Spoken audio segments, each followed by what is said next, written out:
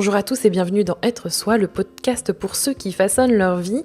Aujourd'hui, je vous retrouve en cette journée du livre, une journée un peu spéciale où j'ai envie de vous faire un épisode dédié au livre. Aujourd'hui, je vais vous partager 4 livres qui ont changé ma vie, qui ont sûrement forgé ma personnalité, qui ont fait en partie ce que je suis et qui m'ont aidé à apprendre à grandir.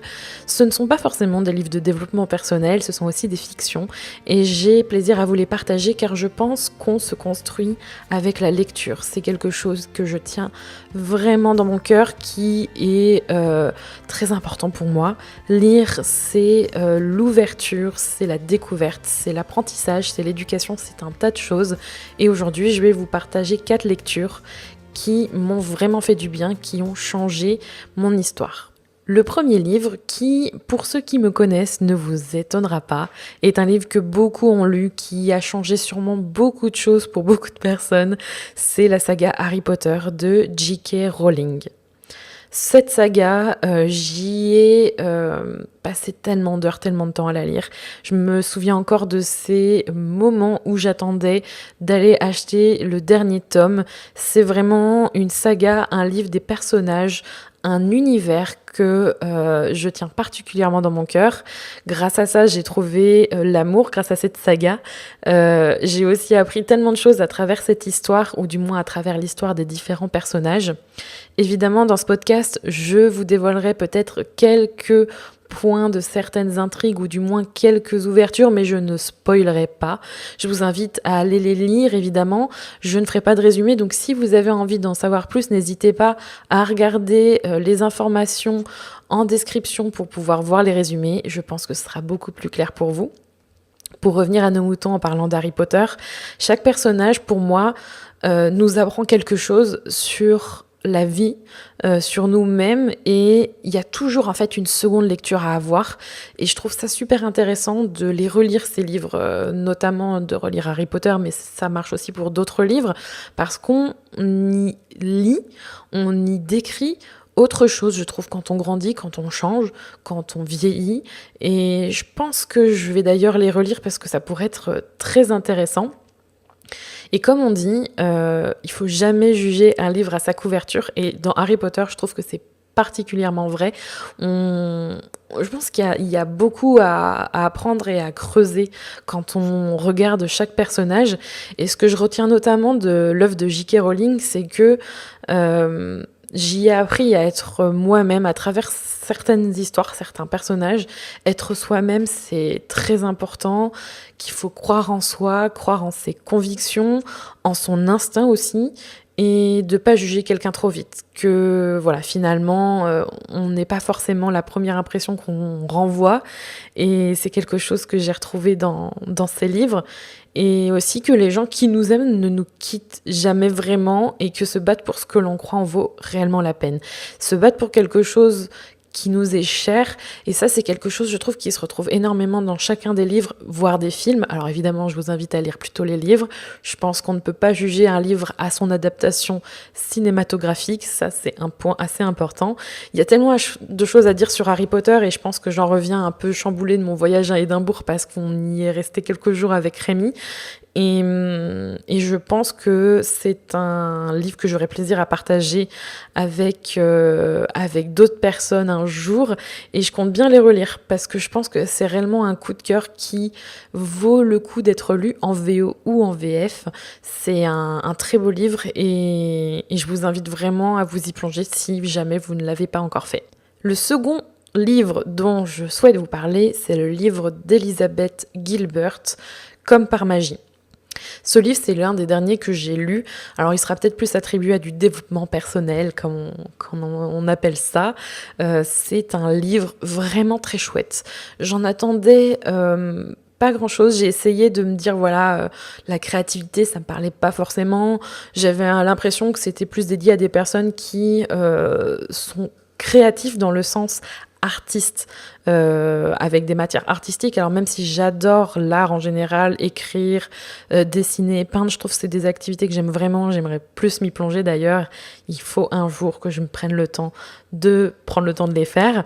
Bref, ce livre, je m'attendais plus à ce genre de choses. Et finalement, c'était une très belle surprise et je pense que ce livre, en fait, il m'a changée très récemment parce que j'ai notamment regardé une interview d'Elizabeth Gilbert par Marie Forleo que je vous mettrai en description, qui m'a fait aimer l'auteur en fait. J'aime beaucoup la façon dont elle parle de la créativité, d'être soi à travers ce qu'on partage. Et dans son livre en fait, j'ai vraiment retrouvé ce qu'elle a souhaité transmettre. Et il y a différents messages que j'aime beaucoup, comme l'idée de lâcher prise et de laisser venir la créativité et de laisser les blocages et de faire les choses selon ses propres termes. C'est quelque chose qui me tient particulièrement à cœur dans tout ce que je fais. Et c'est vrai que, comme par magie, en fait, c'est plus pour moi un livre dédié à toutes les personnes qui ont envie de créer quelque chose, peu importe ce que c'est, que ce soit de l'art, hein, comme je le mentionnais, mais ça peut être comment dire, une formation, ça peut être un cours, ça peut être n'importe quoi, tout ce qui est destiné en fait à être créé. C'est très large et en même temps quand on le livre, ça devient plus évident et c'est tout ce qui a trait en fait à l'inspiration et dedans j'ai retenu justement le fait de laisser l'inspiration venir à soi sans chercher à l'obtenir en fait par tous les moyens et, arrêter aussi de croire que il faut être un certain type de personne pour être créateur ou avoir la créativité, qu'il faut être Victor Hugo, être dans la souffrance extrême et vivre une vie horrible. Ou moi, ça me fait penser à Vincent Van Gogh qui s'est coupé une oreille. Enfin bref, on a tendance à mettre de la douleur en fait dans le sentiment de création. Et en fait, on s'aperçoit que la créativité, tout le monde a cette créativité et qu'il n'y a pas besoin de partager un chef-d'œuvre ou de faire en sorte que ce soit le chef-d'œuvre d'une vie, de se mettre la pression et qu'il faut y trouver en fait un véritable plaisir. Et ça, c'est quelque chose qu'on oublie. Et j'y ai vraiment senti ce message-là et ça m'a fait du bien de le lire. Je trouve que justement, on n'entend pas assez ce message-là, que le plaisir de créer est accessible à tous et il est en nous tous et qu'il n'y a pas besoin de tout plaquer, d'arrêter de travailler, qu'il n'y a pas besoin d'être une légende, une très très célèbre pour créer, qu'on peut d'abord le faire pour nous. Et ce livre, comme par magie, transmet vraiment ce message. Je m'y retrouve particulièrement, pour terminer sur ce livre-là, par rapport à l'expérience que je suis en train de traverser en ce moment, sur cet état de transition, par rapport à mon entreprise où je suis en train de créer aussi quelque chose que je vais vous partager. Je crée au quotidien ce podcast, je crée au quotidien des images, du texte, des formations, des choses que j'ai envie de vous partager. Et ça aussi, c'est de la création, par exemple. Et ça m'a fait du bien en fait de le lire parce que c'est très déculpabilisant. Je passe au 3e livre, qui est un livre dont je vous ai déjà parlé, et je vais y revenir notamment pour 2 points qui me parlent directement. Ce sont les 4 accords Toltec de Miguel Ruiz. Désolée pour le R qui ne roule pas, je suis totalement nulle pour ça. C'est un livre que j'ai prêté. Je trouve d'ailleurs que les livres, c'est fait pour être partagé et être écorné, être abîmé. Je plie mes livres en 2, j'adore les plier en 2. Il n'y a qu'avec peut-être certains livres que j'ai tendance à prendre pour des choses précieuses, et ça c'est quelque chose qui m'énerve chez moi, c'est de prendre les livres pour quelque chose de précieux alors qu'en fait c'est des outils. Et ce livre-là, c'est typiquement le livre que j'aurais envie de partager avec tout le monde, parce que même si j'ai pas trop aimé le début, j'ai trouvé ça un peu d'ailleurs trop religieux, j'étais un peu mal à l'aise avec la façon dont l'auteur parlait. Les 4 points qu'il partage, dont 2 que je vais vous mentionner qui m'ont particulièrement plu et ont résonné en moi, m'ont aussi fait du bien, parce que les livres, c'est aussi fait pour être interprété, c'est être fait pour vous servir, c'est un outil, donc c'est fait aussi pour être critiqué et faire en sorte d'en retirer le meilleur pour vous-même. Et ça, c'est quelque chose que j'ai retrouvé avec les 4 accords Toltec, où justement, dedans, il y a 2 points que j'aime énormément, c'est ne jamais en faire une affaire personnelle et faire toujours de votre mieux. Ça, c'est les 2 choses qui m'ont vraiment parlé. Et dans ne jamais en faire une affaire personnelle, j'y ai retiré, par exemple, que l'on n'est pas ce que les autres disent de nous. Et on n'est pas non plus ce que ressentent, ou on n'a pas à ressentir ce que les autres ressentent de nous ou ressentent à ce moment même. C'est quelque chose qui fait résonance au fait d'être une éponge à émotions. J'en parlais d'ailleurs dans un des épisodes précédents. Et ça, c'est un point en moins quand on l'accepte ou quand on le fait consciemment et quand on le travaille. Ça m'a vraiment fait du bien de le lire. Et pareil, c'est une petite note par rapport au livre. Je trouve que quand quelque chose nous est dit de façon extérieure, qu'on en ait conscience ou non, le fait d'être répété ou d'être dit de façon différente, ça nous permet quand même de l'assimiler mieux et de le comprendre mieux. Et faire toujours de votre mieux, c'est quelque chose aussi que j'ai lu pour la première fois dans ce livre-là et que je lis de plus en plus dans les lectures que je choisis, parce que c'est aussi ça, les livres, c'est choisir ses lectures et ne pas se les imposer. Il faut aller naturellement vers les livres qui nous attirent et ce qu'on a envie de lire. Et faire toujours de son mieux, ça, c'est quelque chose que j'entendais pas forcément. Et les 4 accords Toltec expriment assez bien, ou du moins décrivent assez bien cette façon d'être, en fait, et de pas s'imposer un jamais assez, etc. C'est vraiment libérateur. Je vous invite vivement à le lire, parce que ce que j'en dis, c'est vraiment un avis subjectif. Je vous mentionne pas forcément tout ce qu'il y a à l'intérieur. Il y a encore 2 autres points intéressants. Et j'ai lu qu'il y avait même une suite. Donc ça pourrait être intéressant de la lire. Mais si vous avez un livre à acheter des 4, achetez celui-là. Il est pas très cher. Il est vraiment très intéressant. Et n'hésitez pas justement à le partager avec vos amis et vos proches. Je pense que ça peut être vraiment très intéressant de le partager. Le dernier livre que je vais vous partager, c'est un peu une pépite d'enfance, ou du moins c'est un livre dont j'avais envie de vous parler, et je l'aurais bizarrement pas forcément mis dans cette catégorie-là, et je pense que je sais pas, il m'est venu naturellement quand j'ai réfléchi à quel livre j'avais envie de vous parler aujourd'hui. C'est Les Malheurs de Sophie de la comtesse de Ségur. Les Malheurs de Sophie, c'est une histoire de fiction, mais je pense que c'est inspiré de faits réels fortement. Un livre du 19e siècle, donc forcément c'est à lire avec son contexte. Il y a plein de choses dedans à la lumière d'aujourd'hui que je trouve très limite, mais c'est ça aussi les livres, hein. Ça vieillit, hein. C'est parfois ancré dans un siècle ou dans un temps qui n'est plus le nôtre. Sophie, c'est une petite fille qui m'inspire encore aujourd'hui. Alors c'est très étrange, parce que quand j'en parle, je pense tout de suite à moi en train de lire les collections roses, les livres de ma grand-mère. C'est un des premiers livres, en fait, que quand j'allais chez ma grand-mère, je le prenais à chaque fois. J'avais envie de lire la suite, j'avais envie de savoir qu'est-ce qui se passait dans la vie de Sophie. Sophie, c'est une petite fille qui a, selon l'auteur, du moins comment elle est dépeinte par rapport à la lecture que j'en fais, qui a tous les défauts du monde pour une enfant. Elle est capricieuse, elle est menteuse, elle est tout le temps en colère, elle adore manger, elle fait ce qu'elle veut, et en fait, malgré tous ces défauts-là, moi, je la trouvais toujours super, parce que elle a un trait de caractère qui me parle beaucoup et qui me fait penser à moi.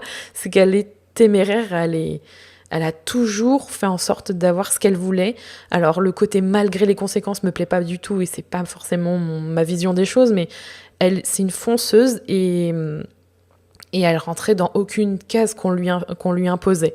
Et même si ça lui en coûtait, en fait, de finir par se faire punir, les choses qui lui arrivent dans le livre sont quand même assez tendue quand même, elle fait toujours en sorte d'avoir ce qu'elle souhaite, et il y a toujours une petite leçon de morale. Bon, il y en a certaines, comme je disais, à la lumière d'aujourd'hui, qui sont discutables. Il y a plein de choses sur lesquelles on pourrait échanger là-dessus, mais c'est une petite fille qui est téméraire, qui a de l'énergie à revendre, qui a de l'imagination. Elle va chercher des solutions, mais saugrenues, et elle arrive toujours à ses fins. Je trouve ça assez drôle, et en fait, le côté qui ne rentre pas dans une case et qu'elle fait ce qu'elle veut, ça me parle beaucoup, parce que dans le livre, on lui dit toujours qu'elle doit prendre exemple sur ses cousines, Camille et Madeleine, les petites filles modèles de la maison. Vous savez, les modèles justement de petites filles qu'on rêve d'avoir, qui sont toujours bien présentées dans leur robe, voilà, dans les critères de cette époque-là. Et je sentais que Sophie, en fait, elle avait cette force en elle, mais elle était toujours incomprise. Et on avait envie de la mettre dans cette case de petite fille modèle comme ses cousines. Et du coup, je pense que c'est aussi ça qui agaçait tout le monde, c'est que ben elle, non, elle avait pas envie d'être comme ça, quoi. Et je pense que dans le fond, ça me parlait pas mal parce que moi aussi, j'avais pas envie d'être une petite fille modèle. Et je trouve que la lecture que j'en retiens, c'est que euh, on a beau en fait essayer de nous mettre dans des cases, dans des petites filles modèles. Les parents ont, voilà, ils ont une vision pour nous, etc.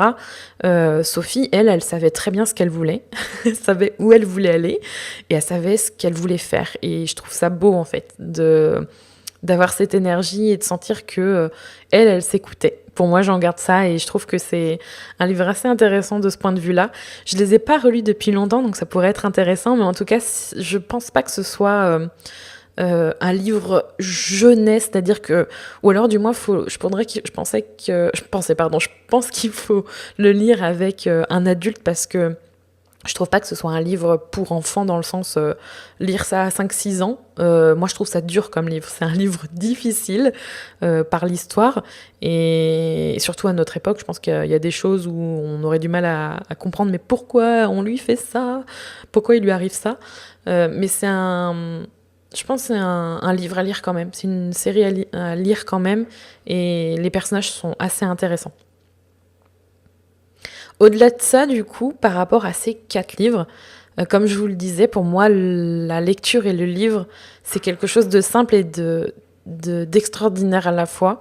Je pense qu'à travers la lecture, on apprend vraiment sur nous-mêmes, on apprend sur les autres, sur la société, on y apprend tellement de choses. Ce sont réellement des outils critiques. Les mots ont un pouvoir et je pense que ne pas lire, c'est se priver de cette force et d'un outil de réflexion, d'un outil de critique envers notre société, envers tout ce qui nous entoure et de se poser des questions. Le livre, ça nous permet réellement de développer cet esprit critique et il est très important pour moi d'acheter un bon livre. Alors c'est pas écolo du tout, mais je me suis aperçue que je préférais largement lire un livre papier qu'un livre numérique. Et le geste de trouver un bon livre, de le lire, de l'ouvrir, de prendre le temps de le lire, de s'y plonger, de retrouver les intrigues, les personnages, d'y apprendre quelque chose et d'en tirer quelque chose, c'est un vrai bonheur pour moi et c'est très important. Lisez si vous le pouvez et essayez au maximum de trouver du temps pour lire. Vous y retrouverez forcément quelque chose, peu importe le livre. Et si je dois bien vous laisser avec une seule chose, c'est que même si vous avez acheté 10 000 livres, prenez celui qui vous parle le plus maintenant. Ne vous forcez en aucun cas à lire un livre qui ne vous plaît pas aujourd'hui. Faites en sorte de lire un, voire plusieurs livres si vous avez envie en même temps, si c'est votre truc. Mais lisez, quoi qu'il arrive. Merci d'avoir écouté ce podcast. Je vous retrouve évidemment la semaine prochaine. N'hésitez pas à noter Être Soi, le podcast pour ceux qui façonnent leur vie sur Apple Podcast avec 5 étoiles si vous avez aimé les épisodes qui sont passés sur ce podcast. N'hésitez pas également à le partager et je vous retrouve la semaine prochaine comme d'habitude. En attendant, prenez soin de vous.